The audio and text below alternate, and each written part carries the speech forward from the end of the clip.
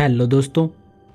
आज मैं आपको एक ऐसी डरावनी कहानी सुनाने जा रहा हूँ जो मेरे गांव में सचमुच हुई थी।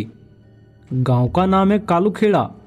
वहाँ आज भी लोग रात को उस पुराने बरगद के पेड़ के पास से गुजरते वक्त सांसें रोककर चलते हैं।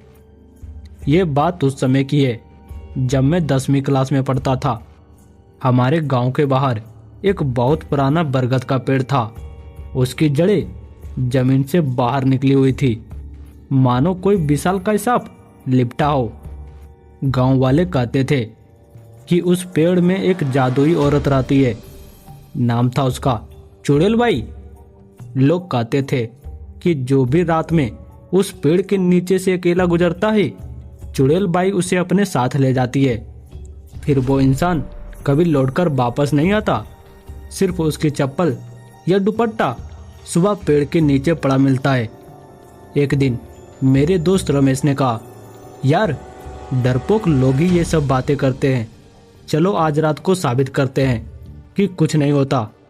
हम 4 दोस्त थे, मैं, रमेश, सोनू और बबलू। हमने ठान लिया कि रात 12 बजे उस पेड़ के नीचे जाएंगे और पूरा 1 घंटा वहाँ बैठेंगे। रात के 11 बज चुके थे। गांव में बिजली गुल थी, सिर्फ चांदनी थी। हम चारों टॉर्च लेकर घर से निकले। रास्ते में कुत्ते भौंक रहे थे।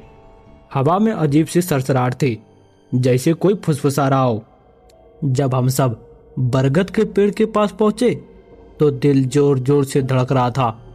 पेड़ बहुत बड़ा था, उसकी डालियां आसमान छू रही थी। नीचे घना अंधेरा। हमने टॉर्च जलाई और पेड़ के तने के पास बैठ गए। रमेश ने मजाक में आवाज लगाई, ए चुड़ैल बाई, आजा सामने। तभी हवा एकदम रुक गई। चारों तरफ सन्नाटा। फिर दूर से एक हल्की सी हंसी आई, मीठी हंसी, जैसे कोई औरत हंस रही हो। सोनू डर गया, बोला, चलो यार वापस चले। लेकिन रमेश नहीं माना। वो फिर चिल्लाया, डरपोक कहीं के, चुड़ैल बाई आना। अचानक पेड़ की सबसे ऊंची डाली पर कुछ हिला। हमने ऊपर देखा। चांदनी में एक सफेद साड़ी लहरा रही थी। बहुत लंबे काले बाल हवा में उड़ रहे थे। चेहरा दिखाई नहीं दे रहा था, सिर्फ 2 लाल लाल आंखें चमक रही थी। हम सबकी सांस रुक गई। फिर वो धीरे धीरे उतरने लगी, उल्टी लटक कर, पैर ऊपर सिर नीचे। बाल जमीन को छूने लगे। उसकी हंसी अब करीब आ रही थी। बबलू चीखा और भागने लगा। मैं भी उठा, लेकिन रमेश वहीं बैठा रहा। वो हंस रहा था, देखो नकली चुड़ैले। तभी वो औरत जमीन पर उतरी। अब उसका चेहरा दिख रहा था।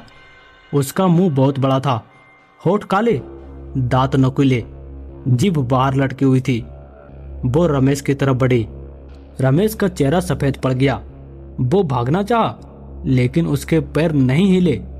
चुड़ैल बाई ने अपना हाथ बढ़ाया। उसका हाथ बहुत लंबा था, अंगुलियां पंजे जैसे। उसने रमेश का गला पकड़ लिया। हम तीनों भागे और तभी पीछे से रमेश की चीख गूंजी। फिर एकदम खामोशी। सुबह गांव वालों ने हमें ढूंढा। हम बता नहीं पाए, सिर्फ रोते रहे। जब वो बरगद के पेड़ के पास गए तो रमेश के दोनों चप्पलें पेड़ के नीचे पड़ी थी। रमेश गायब। तब से आज तक कोई उस पेड़ के पास नहीं जाता। और हाँ, कभी कभी रात को उस पेड़ के नीचे से एक लड़के की आवाज आती है, दोस्तों मुझे बचाओ। हेलो दोस्तों, कहानी पसंद आई तो लाइक करना। और हाँ, रात को अकेले कहीं मत जाना। शुभ रात्रि।